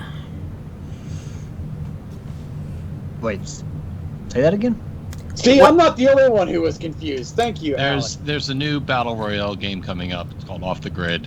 150 people, has a campaign built in. Basically, I think Tricky's just saying it's going to be his next Division 2. Oh, I could care less. That's my feelings on it. Hey, if you want to have battle royales where you have increasingly more people, that's fine. I won't be there to play it unless you got some weird sci-fi hook to it, like BioShock. But you know, that's just not the type of games I typically play. Not saying I'll never play one, but not really looking for one either. Anybody else got a comment on it? They couldn't make MAG work, so you can't just say BR and expect me to know that's Battle Royale. Yeah, exactly. That's what I did. I said, what? And his response was, watch the trailer. For what? Anyway, yeah. Matt V, this for you all. I don't do battle royale games. I play cozy games. I play, let's me go Valley? Build something, and let's go gather all the materials and go Valley, murder the Valley. deer. Like, that's it. And Matt, you, sir? I stopped playing Battle Royale games after the third or fourth one came out, and I felt it was wholly unsatisfying. All right.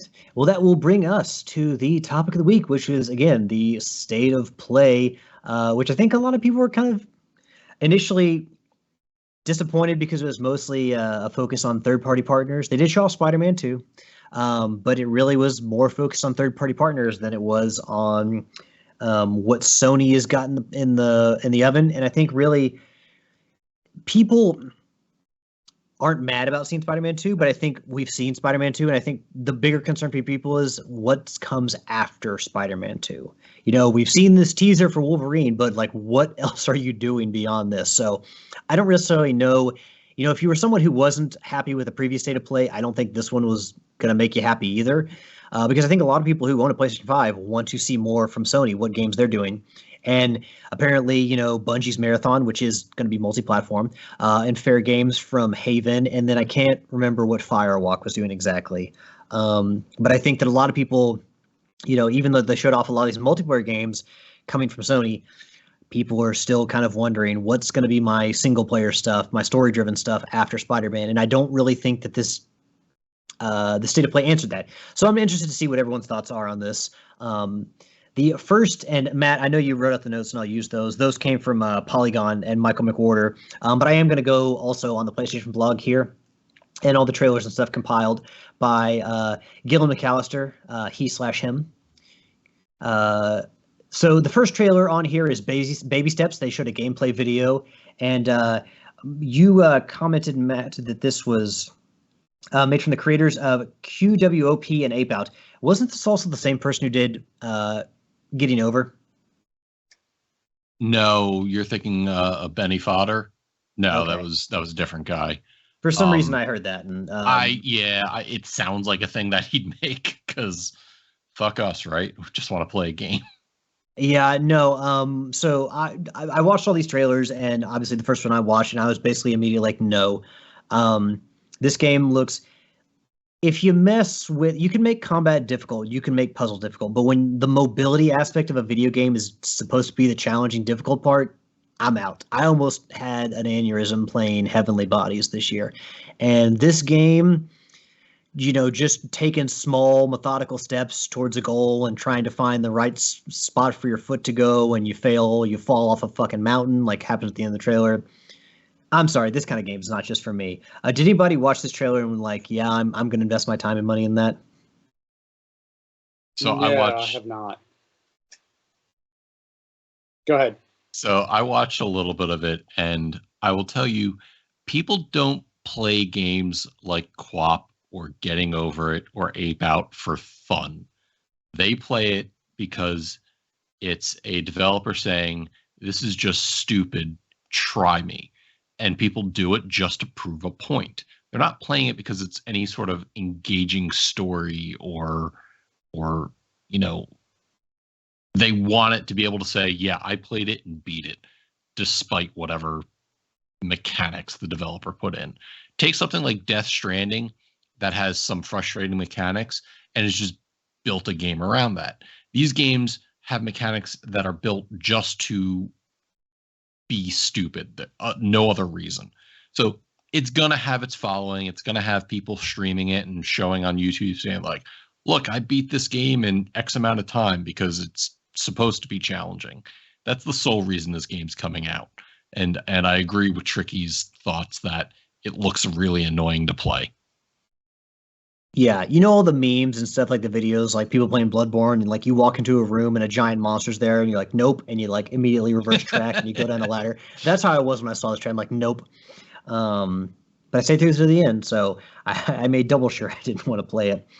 The next game I saw on the everything that Sony compiled here was Ghostbusters Rise of the Ghost Lord, which is going to be a PSVR 2 game.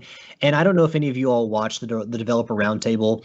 The developers, like, they seem really into it. They seem to really like care about this project. And then you have the guy doing the goddamn interview. And I swear he could not have been more disinterested to doing this. I was like, my God, dude, can you show any emotion whatsoever? If you haven't seen it, go watch it. So this game, it's basically the story behind this, and you get this in the developer roundtable, is that the Ghostbusters have essentially franchised out, and this is going to be taking place with a group of people, a new group of characters in San Francisco, which kind of explains why the original Ghostbusters are not there. So it's going to be in San Francisco, and they released this, this Ghost Lord guy accidentally, and he is going to try to make the first undead city. So he's going to try to turn San Francisco into an undead city. I do not have PSVR 2, so I will not be able to play this, but it is an interesting concept. I don't know how I will feel about the Ghostbusters not being in there. If it's not going to be like a create your own character, which there is some customization in this, but if it's not going to be me creating my own character or the original Ghostbusters, I'm not sure how much I'm going to like it. But for the sake of, just gameplay, Ghostbusters, with a proton pack, like, seems perfect for the VR. So, hopefully the game is very good and it's a lot of fun, because I really enjoy Ghostbusters, and I think this is, something that fits perfect on the platform. Did anybody else watch any of these trailers or have any thoughts on Ghostbusters Rise of the Ghost Lord? I did not, because I don't have PSVR 2, therefore I really don't care to look at a game that I'm not going to play. All right, fair enough. It will be coming out on October 26th for those of you that have PSVR 2. The next thing up is Resident Evil 4. They are going to be making Resident Evil 4 playable in VR. And not only that, but they released I think it was Separate Ways DLC, where you are playing as Ada Wong. It's essentially you're kind of playing important story sections in Resident Evil 4 story that you've already seen the story play out, but you're seeing from Ada Wong's perspective. So it gives you just kind of a different perspective of the timeline of events in Resident Evil 4. This was actually a DLC that it originally released with the original Resident Evil 4, so they're just kind of bringing it back for the remake as well. And that will be coming out on September 21st. and the PSVR 2 support for Resident Evil 4 will be coming out in the winter. Any thoughts on Resident Evil 4 Separate Ways or Resident Evil VR from anybody? So I bought the Resident Evil 4 remake, and just like every Resident Evil 4 before me, I just gave up partway. It just couldn't hold my attention like the older ones. So I probably will not be picking this one up. Fair enough. Yield, I know that you probably have never played this, so Veronica, any thoughts on this? Jack Skellington and Sally have no comment. Okay. Everyone's favorite couple, Jack Skellington and Sally. Just perfect time of the year for them to come out. We need to have them on as guests more often. If V can't make it, if Tricky's not here, let's just have Sally and Jack Skellington. I would love to throw a question to them. Next up is Avatar Frontiers of Pandora coming from Ubisoft. The official story trailer. Matt, let me see if you wrote any more notes here. That was it. So yeah, I'm going to be honest with you. I saw the first Avatar movie. I have not seen, was it Way of the Water? Is that the sequel? Yep. I didn't see that. Don't care about Avatar. Game looks fine. It looks pretty. Lots of pretty colors. It's kind of what I like in a game. Very, very vibrant colors. Very varied amount of hues. But I just don't care about Avatar. So there's a lot of FPS elements to it. There's first-person shooter stuff to it. Flying on the back of different monsters around Pandora. I don't know. Sorry, I don't know what the flying creatures are. Yeah, it looks like a fine game. I just don't care about Avatar, so it's not going to be anything I really probably am going to play. Any thoughts on Frontiers of Pandora? Yield? No. I watched the trailer.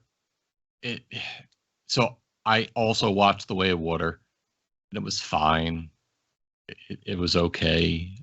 Like you, I don't know the names of all the animals and the tribes and all that stuff. The Na'vi, I think, is the name. Well, the Na'vi is the race, but yeah, okay.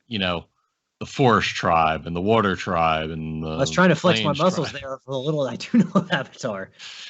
But that's the point. Is it's nice that they're going to get to expand on it, but I couldn't. What's the term? I couldn't care less about playing an Avatar-based game. It will be coming out on December 7th of this year. Nice to see that Ubisoft can get a game out without another delay. You can definitely tell that they have been putting a lot of effort into this. So hopefully, for the sake of Ubisoft, it works out well. Because I think we would all like to see Ubisoft get their ships turned around. And it can't just all be on Assassin's Creed. So the next item on the docket is Ghost Runner 2. The tagline, Blood will run October 26th. So all these games seem to be coming out in a relatively short time frame. It was a short trailer. It was the demo trailer, under a minute. It's 46 seconds. Very slick gameplay. So yeah, maybe something I'll look more into, but not a hard sell on me on this game. But I will say that it was a very eye-catching trailer. Like I said, gameplay was like, ooh, that looked neat. But yeah. I'm sorry, which one was this? Ghost Runner 2.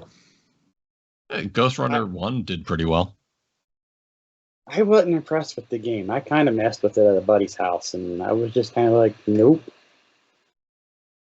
I was surprised that they came out with 2 so quickly after 1. It's only been a couple years for something that is, I don't think it did gangbusters. It did fine, but for them to come out with 2 so soon, I thought maybe there was something that they didn't get to do that they really wanted to add in.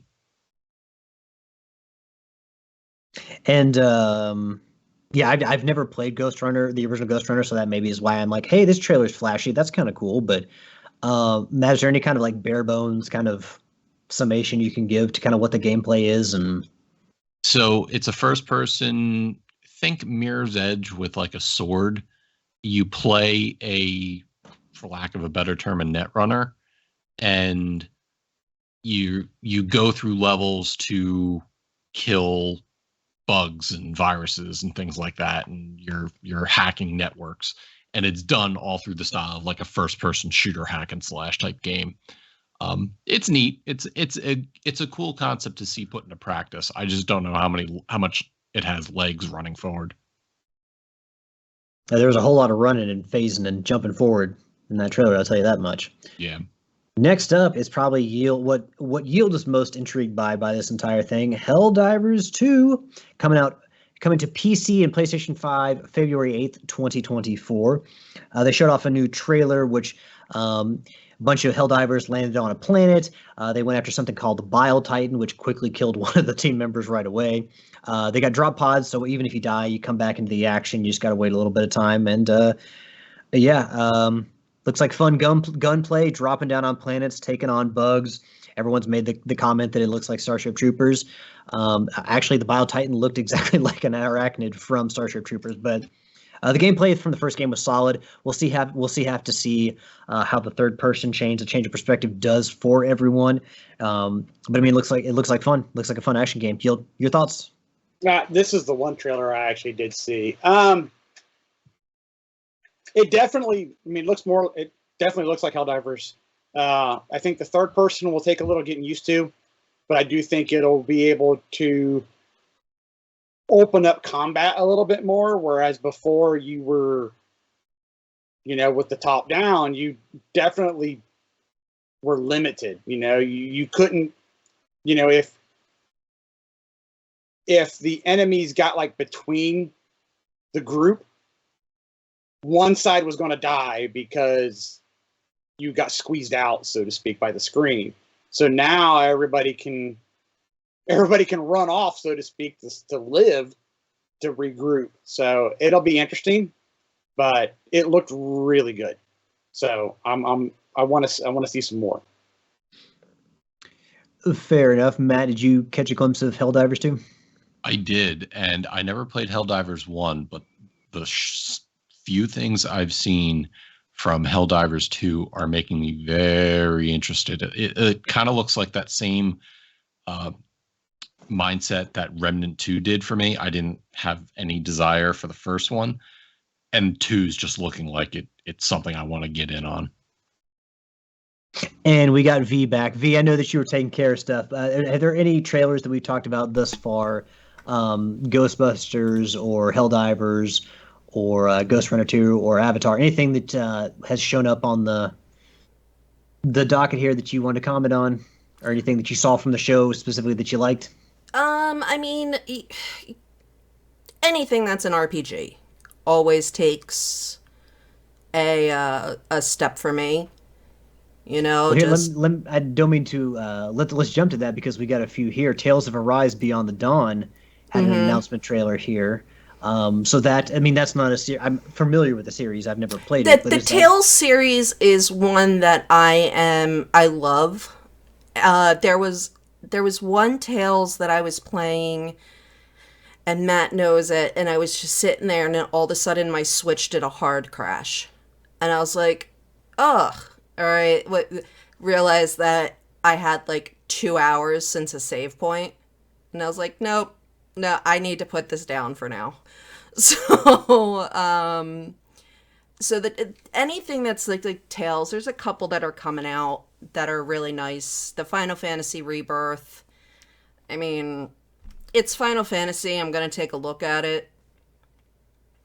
But it kind of like thinks of me of like Kingdom Hearts, where you have Kingdom Hearts 1, Kingdom Hearts 1.1, Kingdom Hearts 1.7. So, but a lot of it I'm seeing is a lot of the games that people are waiting for the holidays. Yeah, and Tales of Arise will be out on November 9th of this year. And we'll go ahead and jump to Final Fantasy because I think that was probably the biggest announcement of this whole thing. It's going to be available worldwide on 2 discs, so we're going old school. February 29th, 2024 for Final Fantasy VII Rebirth, which is the second part of the Final Fantasy VII remake, because they broke it up into how many pieces? Is it 3 or 4?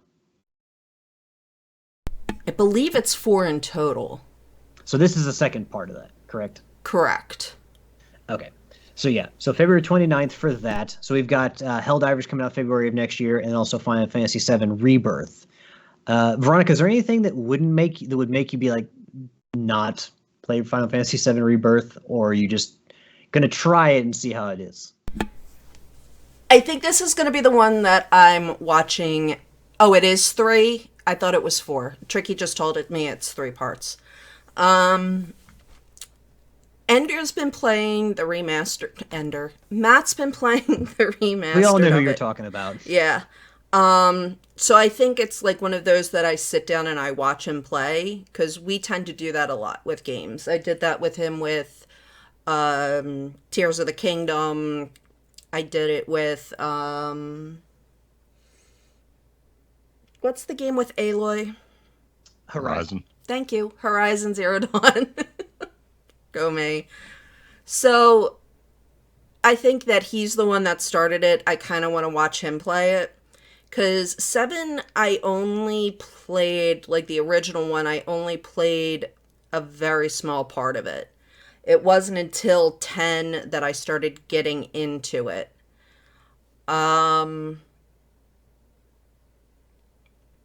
So it's going to be a watch Matt play it. And it looks good, so you know, just sitting down like watching a movie while Matt's playing it, get his comments and stuff. I will say that I watched my stepbrother play Final Fantasy VII. I didn't play it myself, but seeing Barrett in this remake, like any of the characters, but Barrett, I think was the most like, I was like, oh man, you growed up, you got big. Just seeing like their PlayStation forms where they're like little chibi characters, and then now like seeing them in the remake version, I think this is a remake done right. People wanted this for so long, and it seems so far to have delivered.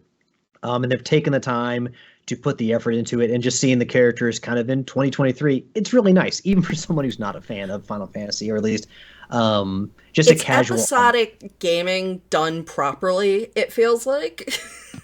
Which I think people at first, it's not technically episodic, but it is in a sense. I think people probably were not happy when they first heard it was going to be broken up, but I think, you know, in the long run, it may have been the right decision. We're going to jump back to Marvel's Spider-Man 2. Look, at this point, like I said, we kind of all know what Spider-Man 2 is. We've seen some of the villains like Lizard and Kraven. It looks really good. The new trailer showed off, you know, some of the Miles Morales' alternative suits. I think he's got 5. We've seen the slick side, like replacement plates for the PlayStation 5. We've seen the controller. Spider-Man 2 is coming out on October 20th. I don't know what more they could show us that's going to make people any happier, any more excited. I think people are just excited for it and they want to play it. So while it's good to have a slice of PlayStation in this state of play, I don't necessarily know that we needed Spider-Man 2 or more Spider-Man 2. I think people are just waiting to play it. You already know if you're going to buy it. So any thoughts on the Spider-Man 2 trailers of what we've seen from the game so far? Listen, you know I'm going to get it. And I've been trying to avoid any more spoilers. So you didn't watch these? I did not watch it. And Tricky yelled at me for not reading his notes. So I read his notes. And now there's things I see in his notes that I didn't want to know were a part of the game. So thanks, Tricky. I told him he's bad about not giving spoilers. So wait, did you know those 2 villains that I named were already in there? Yeah, no, I knew that. But some of these functions, these mechanics would have been nice to be surprised about than instead of, seeing it in notes. Well, I'm sorry. You can't apologize for Tricky, but that's just what we deal with. But I mean, we've seen Kraven, and then in this new trailer, we saw more, like a little bit more of the lizards in action. But yeah, looks really good. It's probably going to be incredible because Insomniac's doing it. I don't know. If you're looking to appease PlayStation fans, you probably needed to show another game from Sony. You probably need to show off Wolverine. I'm going to be honest with you. Because I feel like the detractors, the people who are naysayers and poo-pooed all over the previous state of play, are doing the same this time. And, Helldivers, it's nice to have a release date for that, but did we really need to see more gameplay for it? I don't know. I guess I shouldn't complain about seeing more of Helldivers, but it just feels like they could have used some of this time to show other games other than, I don't know, Foam Stars? For those of you who are not familiar with this game, Foam Stars is Splatoon ripoff. Yes, it's essentially the Splatoon ripoff. There will be an open beta party the 29th of September through October 1st. Join the 4v4 foam blasting frenzy. You know what this game gives me vibes of? The first game I think of when I see this, aside from Splatoon. is Destruction All Stars. I hope this game does better than Destruction All Stars because that game didn't do very well, and even when they tried to give it to us for free, it just kind of carried this negativity around it. I really hope this game is successful for the developer's sake, but I mean, you can't look at this game and not think of just like ripoff, right, Matt? Considering that's exactly what I put in the notes. Yeah, it's the first time I saw it, I said, wow, okay, I already play that game on a Nintendo Switch. It's called Splatoon. Don't need another one of these. I mean, they're trying to get in on a market that Nintendo has cornered, so I can applaud them for the effort. I think they could have come up with something cooler than foam. So I guess we'll see. They should have like acid stars where like you spray acid all over the place and you try to get you're the last one standing on the platforms as they disintegrate is the one who wins. Ooh, imagine that. Or imagine being able to change your landscape by destroying things and melting it. So like Foam Stars meets Minecraft. There you go. Veronica, do you have any comments on Foam Stars?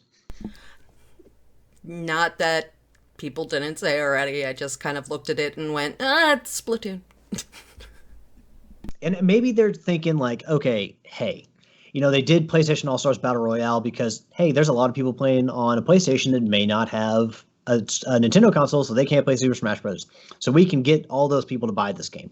And maybe the same thought process with this. Hey, there's a lot of people that have PlayStations that probably don't have Switches and can't. Well, granted, how many Switches are out there? There's probably a lot of crossover. But I say, hey, for everybody who doesn't have a Switch and can't play Splatoon, but yet owns a PlayStation, you can play Foam Stars. Yeah, I don't know.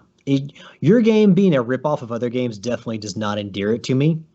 So, but hopefully it's successful. Again, we want the developers to do well. So, the last of the trailers here is Honkai Star Rail. They did a State of Play release date trailer, which I had all these release dates up. And let's see, Matt, did you write this down for me? October 5th. Honkai Star Retail. Yes, October 5th. So coming up pretty soon, I think the earliest of all these releases.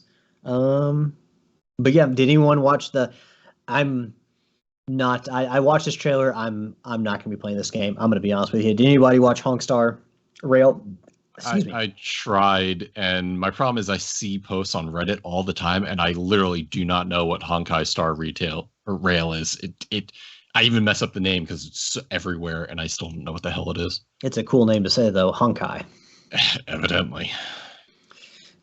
Yield, I would ask you, but I know better. And Veronica, are you familiar with this, or did you watch this video? Not at all. I'm now like looking and pulling it up just to see what you guys. Impressive animation, but just it not literally looks like a Genshin Impact meets mechs or Yu-Gi-Oh. Hey, maybe that's a win for them. People love Yu-Gi-Oh. It's weird because the character design is very much Genshin Impact. I guess is that the name of that game? Genshin Impact, yes. Yeah. I've never played it, so I can't confirm. I can't that's the whole thing, but it looks like that is the characters on this. They're using very similar tactics to like Pokemon or Persona, or like where you're not fighting people but you're fighting like things that they throw at you. See, I just watched the trailer and I don't even it's very much Genshin Impact meets like freaking like Yu-Gi-Oh or Persona. That's all it is. Yeah, I mean, at some point maybe I just need to break down and play a game of this style instead of I would honestly, if you had to play a game of this style, go with Persona 5. Okay. That would be my thing, but it looks very much, that's what I'm seeing, like just looking at this looks very art style Genshin Impact, play style Persona 5. I mean, yeah, beautifully animated. I'll say that. Beautifully animated, but it looks like they just took two games and went, here you go. Yeah, and again, like even though I've had fun with South Park, I'm not sure that still the turn-based stuff is really for me. But who knows? Maybe after Pokemon and after South Park, my world will open up and I'll enter a whole new world of RPGs and turn-based games. Um, Yield, I'll get your thoughts first on the state of play overall. We talked a little bit about the games, but what were your overall thoughts on this show? Another lackluster state of play. There was nothing. I mean, besides Helldivers, because I'm interested in Helldivers, everything else, I was just kind of meh. And Veronica, you kind of answered this question earlier, but your overall thoughts on the state of play, and is there anything from here? You said you're going to watch. I honestly feel as though it's like the state of play that's before the holidays, or before the holiday state of play kind of thing. And it didn't do what it expected to do. I think what Sony expected was like, yay! And everybody went, I think if Sony, maybe they're going to come out early next year with another state of play, and they're going to show off something, more of what they are going to do for the future. But like I said, a lot of people that are playing for PlayStation, a lot of comments I've seen are really disappointed that Sony's not showing beyond Spider-Man 2, which we're going to get soon anyway, what they have coming up. And I really think that, look, I understand you have to support your third-party partners, and showing that you have a lot of third-party support is fantastic. And yes, you should absolutely do that. But I honestly feel like maybe they need to move to where they're doing a state of play a month.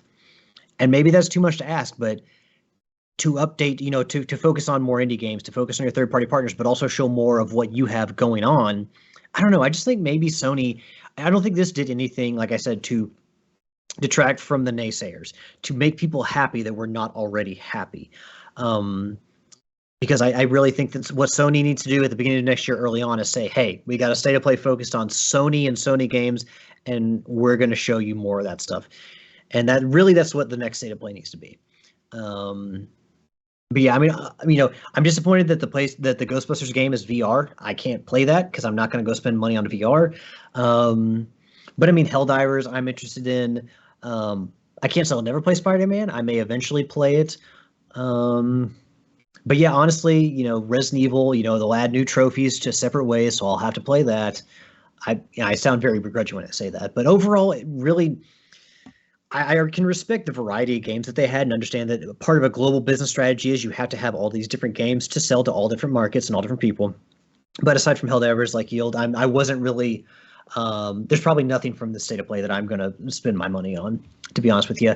And if you're looking for more stuff to spend your money on, there will be new PS5 color plates and DualSense controllers, Volcanic Red, Cobalt Blue, and Sterling Silver. I have my Galaxy Purple, and that's all I ever need because it's a fantastic color, and I don't know how you beat that. Matt, everyone else is gone, but what are your overall thoughts on this state of play? Before I get into that, Tricky did point out that he wanted me to read out his Final Fantasy VII comment, and he says he knows Homer is excited for Rebirth, but Tricky never finished the remake, and now he's worried if they would ever get the third game. I don't know what that means, since I haven't finished any of that. And I'd be remiss if I didn't call out his point of saying Sweet Mama D is very excited that Roblox is coming to PS5. Yeah, so, parents around the world shudder that Roblox is coming to yet another device. Agreed. Like I don't know anything of kids games. It's the Wild West of kids games. That game probably doesn't need to exist. I'm be honest with you. I honestly don't know anything about it other than it's a money sink for kids and families. So I think it's not also very well regulated. Probably not. There was actually something going on. I was doing some research, and Roblox is used for money laundering and a couple other things going on. Anyways, general final thoughts about it. It has some of the big things that you wanted more info on. It has some things on it that maybe we didn't know. It was fine. I mean, I wouldn't say it's groundbreaking. People know the big names coming out soon, but I think your point earlier, Alex, that you made, what's next for Sony? They need to start pulling out some of the things that they have in the hopper, get us ready for understanding what's coming down. Yeah, I mean, people can talk about, oh, they had Forspoken this year, and I'm not going to shit on Forspoken, but Forspoken is a Square Enix game. Really, all that Sony put out this year for the PlayStation will be Spider-Man 2 and the DLC for Horizon Forbidden West, the Burning Shores. That's all Sony has first party put out. Well, I guess they put out the show because they put out the show every year. But when you own as many studios as they do, that's not really that impressive, to be honest with you. And we still haven't seen anything from Naughty Dog as far as like the Last of Us multiplayer and all that. Someone made a point that Insomniac's really the MVP for Sony this generation, because you think about how many games they put out, and where would Sony's first party slate be without Insomniac?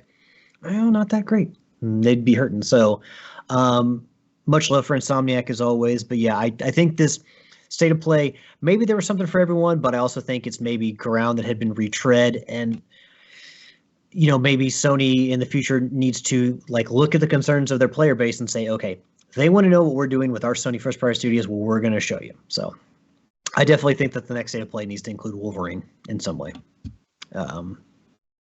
Doesn't need a strong word, doesn't need to, but for the player base, I think that they should include it in there. Something, if anything. But yeah. So that is going to wrap up this week's episode. Before we get out of here, we got to do our shout outs. Yields, why don't you go ahead and give your shout outs? Shout out to Matt, V, and Alex for recording tonight. Shout out to everybody who was hanging out in the Twitch chat. Shout out to Alex, Riley, and Nitro for some Rocket League on Thursday. And that'll do it for me this week. V. First, I would like to shout out to the entire Proven Gamer Trophy Horse community. If it was not for them, we would not be here. Shout out to my amazing, amazing husband, Matt. To our... to Tricky, Alex, and Yield. For doing everything that they do to keep this podcast going, and to Channel 3, I know Matt will do a little bit more on that, and to all of my peoples that like to come in and chit-chat with me when I stream, my streaming family, I love you. V, when is your next stream? Is it tomorrow? My next stream is tomorrow night. Jack and Sally, they are their shout out too. Hollywood's favorite couple, Jack Skellington and Sally. Yep. And definitely my next stream will be tomorrow night. We will be doing Sympalia, which I am quite mad that I did something bad, and but we will check that out. I think you're being too hard on yourself. Forgive yourself there. Yeah, I'm sure it'll be a great stream. Matt, let me throw this introduction out there for you and see how you like it. He keeps the fire burning. It's Ender Phoenix. Oh, I think you hit a very good point. All right, sir, your shout-outs. All right. Alex, Yield, thank you very much. Good show tonight. Shout out to my Channel 3 peeps, keeping the gaming alive. I apologize if I miss anybody in chat. I will try to get everybody. Caneless, Redbeard Rick, FLRG, Jay Klein, Dan Tucker, who was here, Thomas, T. Diddy, Tricky Mick for hanging out in chat, when he's supposed to be working. And I think that's it in chat. So if I missed you, I apologize.